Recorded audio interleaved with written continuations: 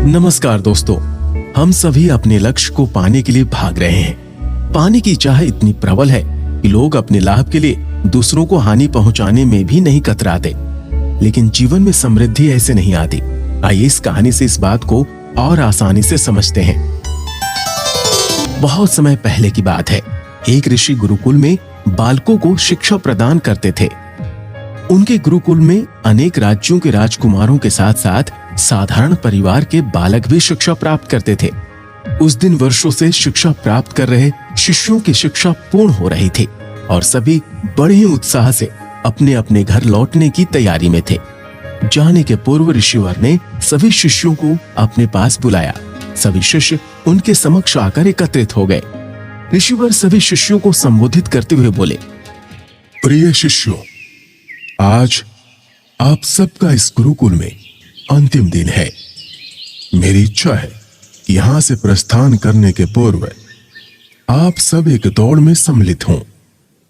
ये एक बाधा दौड़ है जिसमें आपको विभिन्न प्रकार की बाधाओं का सामना करना होगा। आपको कहीं कूदना होगा तो कहीं पानी में दौड़ना होगा। सारी बाधाओं को पार करने के उपरांत अंत में आपको एक अंधेरी सुरंग मिलेगी जो आपकी अंतिम बाधा होगी।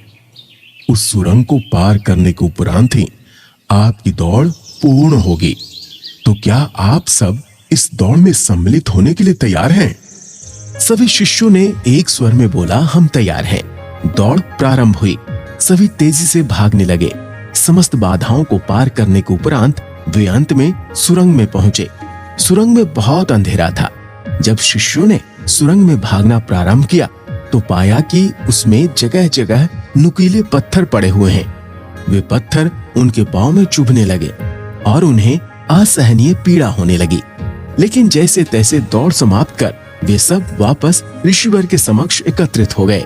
ऋषिवर ने उनसे प्रश्न किया, शिष्यों, आप सब में से कुछ लोगों ने दौड़ पूरी करने में अधिक समय लिया और कुछ ने कम।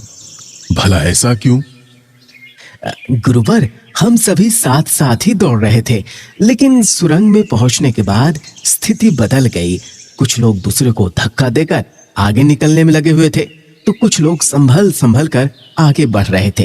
कुछ तो ऐसे भी थे जो मार्ग में पड़े पत्थरों को उठाकर अपनी जेब में रख रहे थे ताकि बाद में आने वालों को कोई पीड़ा न सहनी पड़े।